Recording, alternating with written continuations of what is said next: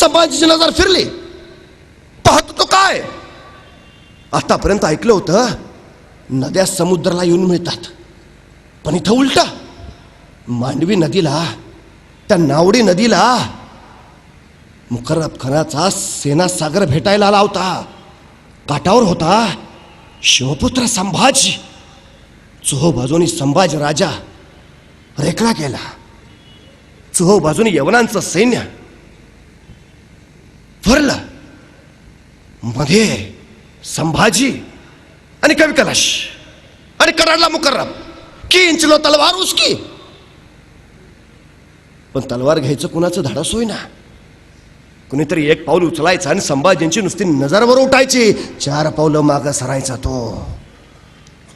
नाही जिगर झाली.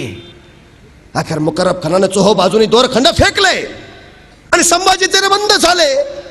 मराठ्यांचा छत्रपती अडकला. छावा संभाजी राजा जेरबंद झाला.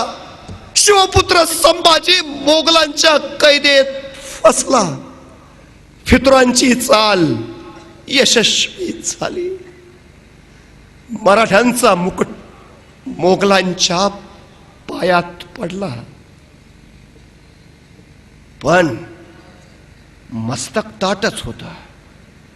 छाती तशीच, रगाई तशीच आणि बाणेदारपणाही तसाच. बघता बघता मुकर्रब खानानं दस्त केलं संभाजीराजांना आणि राहुल्ला खानाला तो म्हणाला, जितनी जल्द हो सके उतनी जल्द निकलना चाहिए यहाँ से. अगर पता चला इन मरहट्टों को तो यही कब्र बना डालेंगे अपनी. आणि आश्चर्य वाटेल, संगमेश्वर ते बहादूरगड हे 350 मैलाचं अंतर आहे. एसटीने जायचं झालं तरी 1.5 दिवस लागतो. मुकर्रब खानानं हे अंतर संभाजींना घेऊन चालत अवघ्या 4.5 दिवसात कापून पुरा केलंय. कुत्रं मागं लागल्यासारखा पळत होता. पण दुर्दैव मराठ्यांचं, किल्ल्याच्या तटा शेजारून संभाजींना नेलं जात होतं, पण तटावरच्या धारकऱ्याला माहिती नव्हतं आपला राजा कैद झालाय. अरे गावच्या वेशी वर्ण संभाजींना नेलं जात होतं, पण गावातल्या वारकऱ्याला आणि गावकऱ्याला माहिती नव्हतं आपला राजा कैद झालाय. कडेपर्यंत संभाजींना सुरक्षित ठिकाणी पोहोचवलं होतं आणि औरंगजेबाला खबर द्यायला हेर धावत आला होता. हुजूर हुजूर बड़ी खुशी की खबर है, संभा गिरफ्तार हुआ. आणि आल्या हेरला औरंगजेब विचारत होता, पी के तो नहीं आए, क्या बकते हो? हाँ हुजूर, संगमेश्वर में मुकर्रब खान ने दस्त कर लिया उन्हें. अल्लाह ताला की मेहरबानी, शब रात का जश्न होना चाहिए. आखिर आई गया दक्कन का चूहा सिकंजा में, अब दिखाएंगे उसे. लाया जाए उसे शान शौकत से, पहना जाए तख्ता कुला. आतापर्यंत तिने आपल्या खांद्यावर मराठी तख्त पेलला असेल, आता त्याच्या खांद्यावर तख्ता कुला ठेवा. आतापर्यंत त्यांनी राजवस्त्र घातले असतील, आता त्याला विदूषकी झपली घाला. आतापर्यंत त्यांनी मराठेशाहीचा मुकुट मिरवला असेल, आता त्याला घुंगर असलेली विदूषकी टोपी बांधा. आतापर्यंत त्यांनी राजअलंकार घातले असतील, आता त्याला पोलादी काटेरी साखळ दंडाने जकडवा. आतापर्यंत राजा म्हणून घोड्यावरनं, मेन्यातनं, पालखीतनं, हत्तीच्या अंबारीतनं गेला असेल, आता त्याला उंटाला बांधा. आतापर्यंत राजाला म्हणून नगारे वाजले असतील, आता ढोल ताशे बडवायला सुरुवात करा. कळू द्या महाराष्ट्राला, आलमगीर औरंगजेबने संभाजी गिरफ्तार केलाय. आणि बरहुकूम निघाली थिंड. विदूषकी झपली घातली, घोंगर असलेली टोपी अडकवली, काटेरी साखळ दंडाने जकडवलं, उंटाला बांधलं आणि निघाली धिंड वाजत गाजत. अरे कुठल्या राजाच्या वाट्याला आली ही विटंबना, कुणी सोचलं? अरे मोगली छावणीत कल्लोळ कल्लोळ वाजला होता आनंदाचा. आतुरले होते सारे. अरे 9 वर्ष ज्याने औरंगजेबाच्या दिमागात सैतानी गोंधळ घातला, तो संभाजी आहे कसा? अरे कसा दिसतो, कसा आहे तो? कोण कोण कोण? अरे कोण कुणाच्या झाडावर, कोण कुणाच्या घरावर, कोण कुणाच्या डोक्यावर, कोण कुणाच्या खांद्यावर उभा राहून बघत होते. कसा आहे संभाजी? आणि निघाली थिंडा वाजत गाजत.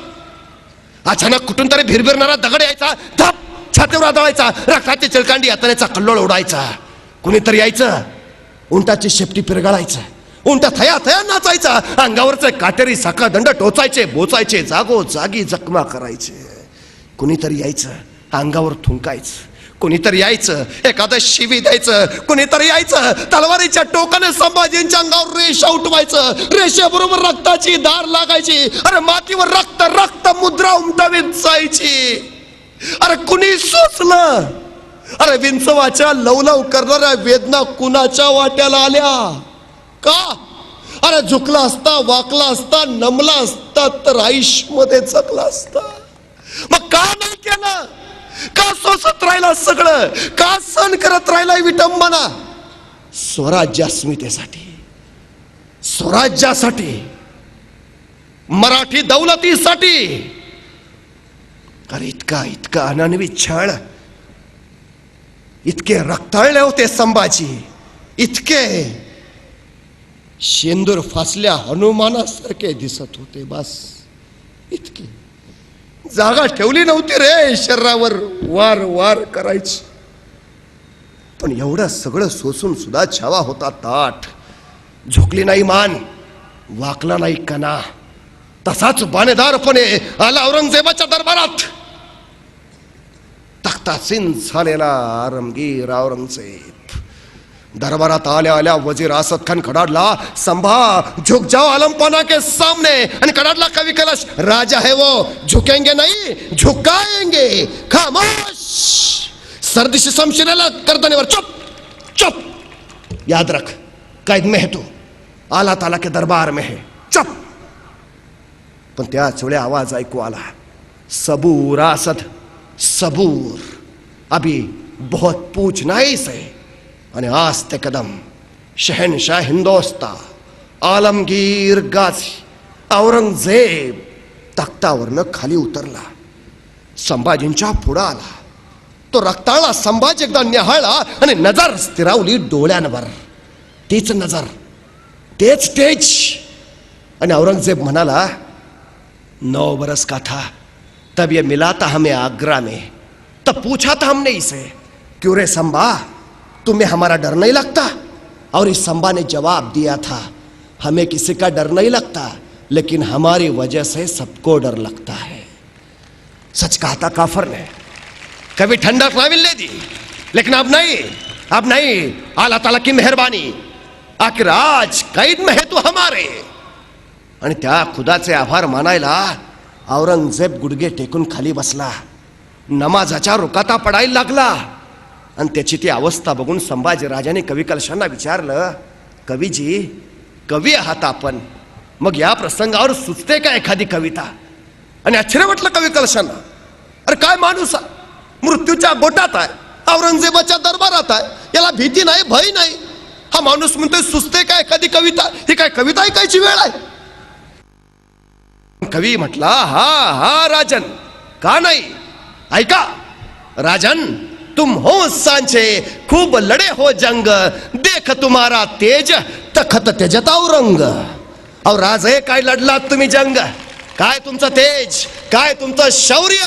राजे, तुमचं तेज बघून औरंगजेब स्वतःचं सिंहासन त्यागून तुमच्या पुढे येऊन गुडघे टेकून बसलाय. बहुत खूब. खामोश. सर्दिशा औरंग ताड़ चुपला. चुप चुप. बता संभा, बताओ, कहा काय खजाना, कहा किए लूट, कहा काय खजाना? तसा कडाडला संभाजी. अरे हिंदुस्थानाचा खजाना, इथं मातीचा कणन कण मानतो मी सोनं. औरंगजेब, तू गिळलास खजाना, तू गिळलास हिंदुस्तान, पण आम्ही मागणार नाही तुझ्यासारखे, होणार नाही भिकारी. अरे हिंदुस्तान हाक मारून भीक देतो तुझ्यासारख्याला, घेत नाही असा, घेऊ मनगटाच्या बळावर. बस. सरपडत राहिला औरंगजेब, सरपडत. ये मरहट्टे क्या खिलाते हैं अपने बच्चों को, क्यों पैदा नहीं हुआ ऐसा एक भी शख्स हमारे जनाने में. हे मराठे आपल्या पोरांना काय खायला घालतात, का असलं एकतरी पोरग माझ्या घरात नाही जन्माला आलं. आणि संभाजी म्हणाला, अरे तुझ्या पोटी कसा जन्मेल संभाजी, अरे कसा जन्मेल संभाजी तुझ्या कुशीत. संभाजी जन्मेल तो शिवछत्रपतींच्या कुशीत आणि महाराष्ट्राच्या मुशीतच. अरे स्वतःच्या बापाला विष देणारा तू, स्वतःच्या भावाची खुलेआम कत्तल करणारा तू, तुझ्या पोटी कसा येईल संभाजी? संभाजी येईल फक्त सह्याद्रीच्या कड्यावर आणि बस तुझ्या नरड्यावर. याद राख, महाराष्ट्राच्या मातीत उभा आहेस तू, इथंच माती करू. आमच्याच वाटेवर येऊन आमच्याशीच वाटमारी करणाराची त्याच्या वाटेवर जाऊन वाट लावल्याशिवाय आम्ही आमच्या वाटेवर परतत नाही, हा इतिहास आहे आमचा. आणि चमकला औरंगजेब, त्याला काही कळे ना, अरे कैदेत कोण आहे, तू का मी? पण अखेर विचारला त्यांनी, मेरे कौन कौन से सरदार शामिल थे तुम्ही? आणि उसळला संभाजी, अरे तख्तासाठी रक्तावर उलटणारी जात नाही आमची, आई भवानीचे भूते आम्ही, विकणार नाही इमान, होणार नाही बेईमान, मरू इथंच, रक्ताचा अखेरचा थेंबन थेंब असेपर्यंत इथंच. याद राख, सिंहाचे बछडे जगतात सिंहासारखे आणि मरतात ही सिंहासारखेच. नको लागूस नादाला. आणि अखेर औरंगजेब संतापला.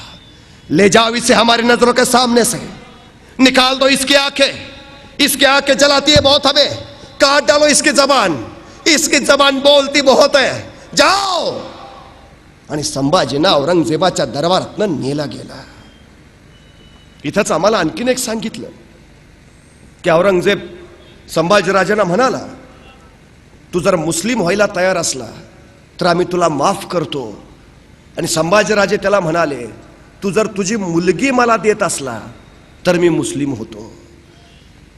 संभाजींचं चरित्र असं तसं बदनाम केलंच आहे, पण त्यांच्या शेवटच्या ज्वलन तेजस आत्म बलिदानाच्या वेळी सुद्धा त्यांना असं बदनामीच्या आगात जाळावं, ही केवढी मोठी शोकांतिका आहे. अरे का जाळावं या आगीत त्यांना? अरे घडलंच नाही असं, नाही झालं असं. दोनच सवाल विचारलेत औरंगजेबानं, दोनच.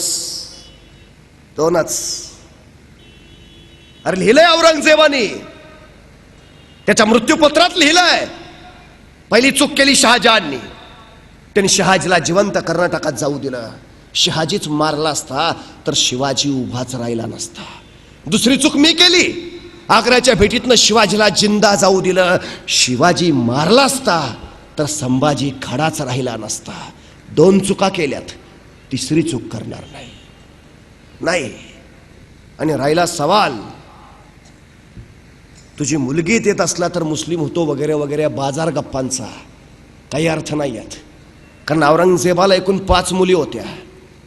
पहिली मुलगी झेबुन्निसा, ती शहाजहान बरोबर आग्र्याला कैदेत होती, ती तिथंच मेली, ती महाराष्ट्रात कधी आलीच नाही. मधल्या 3 मुलींची औरंगजेबानं लग्न केलेली आणि 5वी झिनतुन्निसा ती औरंगजेबाबरोबर महाराष्ट्रात आलेली. संभाजीराजे ज्यावेळी पकडले गेले त्यावेळी संभाजीराजांचं वय होतं 32 वर्ष. 32. आणि या झिनतुन्निसाचं वय होतं 46 वर्ष. ज्यावेळी संभाजीराजे पकडले गेले त्यावेळी संभाजींचं वय 32 वर्ष आणि या झिनतुन्निसाचं वय आहे 46 वर्ष. कुठला 30शीतला पोरगा म्हणेल मी 50शीतल्या बाई बरोबर लग्न करतो? कुठला इतिहास ऐकतो? औरंगजेब संभाजींचा संघर्ष धर्मसंघर्ष नाही, तो सत्ता संघर्ष आहे. शिवरायांनी सगळ्या जाती धर्मांना समान न्याय दिलाय, संभाजीराजांनी तेच पथ्य पाळलंय अगदी. पण औरंगजेब सारखा जहरी सर्प त्यांनी ठेचलाय. अखेर वडबुद्रुक तुळापूरच्या वधस्तंभाला संभाजींना बांधलं गेलं. औरंगजेबानं सुचवलेल्या सजेचा अंमल चालू व्हायचा आणि बघितलं संभाजीने आज्ञा डोळे काढायची. लालबुंद तापलेल्या तप्त सळ्या घेऊन येताना दिसल्या हपशी. दुरांच्या रेषा हवेत सोडतायत सळ्या त्या. अरे लालबुंद सळ्या, कळून चुकलं, डोळे जाणार आता. संभाजीने मिटले नेत्र आणि डोळ्या पुढे उभा राहिले राजा शिवछत्रपती. मासाहेब जिजाऊ, आई सईबाई, मावळे, स्वराज्य, गडकोट, अरे याच डोळ्याने घेतलं स्वराज्याचं दर्शन, याच डोळ्याने केलं इशारा आपल्या मावळ्यांना, याच डोळ्याने पाहिली स्वप्न स्वराज्य संवर्धनाचे. अरे याच डोळ्याने घेतलं दर्शन आबासाहेबांचं, मासाहेबांचं, आऊसाहेबांचं. तेच डोळे आणि उघडले डोळे संभाजीने. डोळ्या पुढे दिसला लालबुंद तप्त सळा आला समोर, घुसले आत. चर्र यातनांचा नुसता कल्लोळ उठला. सळा गेले आत आत आत, निघाला त्याच वेगानं बाहेर. डोळ्या नव्हते कुठंच, उरल्या होत्या नुसत्या खोपण्या, काळ्या कबिंड, उग्र तर्प बाहेर फेकणाऱ्या. अरे पायात काटा घुसला तर 8 दिवस पाय धरून बसतो आम्ही. डोळ्यात लालबुंद तप्त सळ्या गेल्या असतील, किती किती सोसला असतील. अरे किती सहन केला असेल, किती. अरे कुणाच्या वाट्याला आलाय हा अन्याय, कोणी सोसला ह्या यातनांचा जहरी नंगा नाच का? अरे रंगेल असते तर झुकले नमले असते ना. कुठून आलं हे आत्मधैर्य, कुठून आला हा आत्मसंयम, कुठून आली ही जिगर? पण तोपर्यंत सजेचा दुसरा अंमल चालू झाला होता. सजावती जबान काटायची. हपशे आले लखलखती नंगी तलवार घेऊन, पण संभाजींचं तोंड बंद, जीभ छाटणार कशी? मग हपशे पुढे आले, जबडा उघडायची कोशिश करू लागले, पण जबडा उघडे ना. मग दोघांनी कानावर दाबोजोर दिला, प्रचंड दाब दिला, प्रचंड दाब, पण उघडे ना जबडा. मग एकाने मस्तकावर प्रहार केला, पण जबडा उघडे ना. अरे उघडेल कसा? वाघाचा जबडा आहे, वाघाच्या जबड्यात घालून हात मोजती दात ही आमच्या अवकात सांगणारा संभाजी आहे.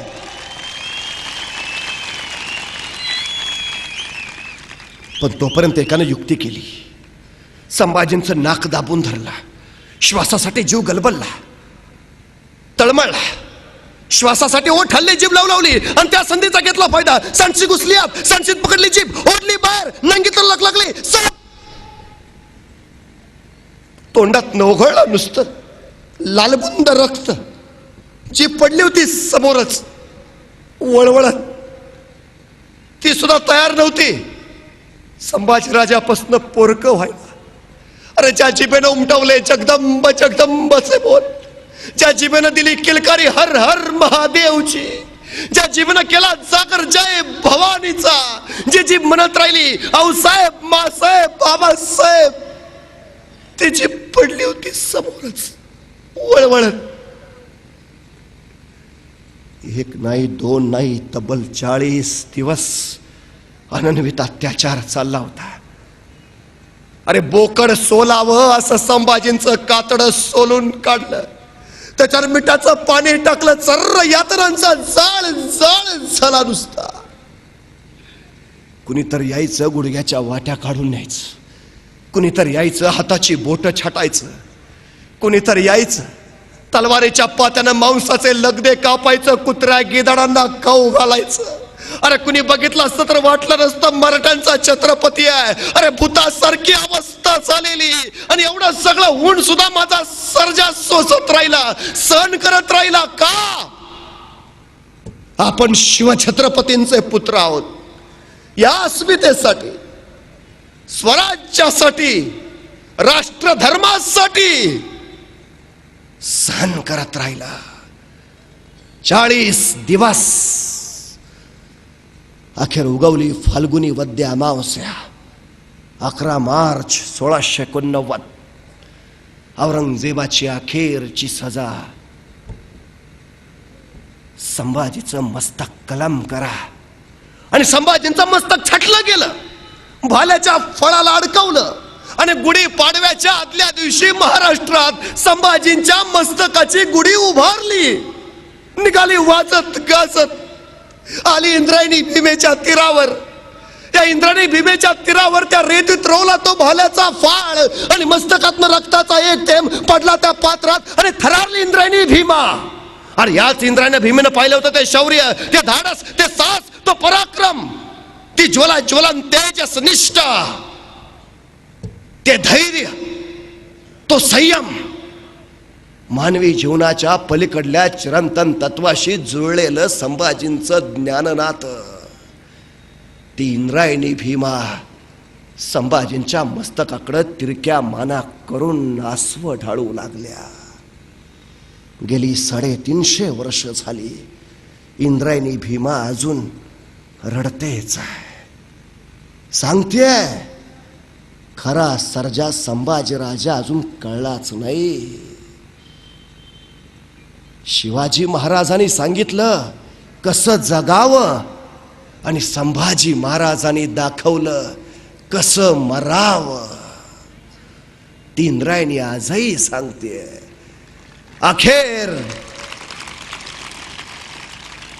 अखेर तो औरंगजेब म्हणत राहिला, सचमुच छावा है छावा शेर का. हमने आंखें निकाल दी उसकी लेकिन उसकी आंखें झुकी नहीं हमारे सामने. हमने जबान काट दी उसकी लेकिन उस जबान से उसने मांगे नहीं रहम के 2 लफ्ज. हमने हाथ तोड़ दिए उसके लेकिन नहीं फैलाए उसने अपने हाथ हमारे सामने. हमने पांव काट दिए उसके लेकिन नहीं टेके उसने अपने घुटने हमारे सामने. हमने गर्दन काट दी उसकी लेकिन उसकी गर्दन नहीं झुकी हमारे सामने. सचमुच छावा है छावा शेर का. या अल्लाह होंगे कामयाब कभी या ऐसे ही लौटना पडेगा खाली हात दिल्ली. पण दिल्लीला परत जायचं भाग्य औरंगजेबाच्या वाट्याला आलंच नाही. संभाजींच्या रक्ताच्या थेंबा थेंबातून इथं पुन्हा जन्माला आला हजारो लाखो संभाजी. अरे संताजी धनाजी सरकारी एक एक झुंजत राहिला, लढत राहिला. राजाशिवाय 14 वर्ष महाराष्ट्र औरंगजेबाशी टक्कर घेत राहिला आणि अखेर इथंच औरंगजेबाची कबर बांधून मग शांत झाला.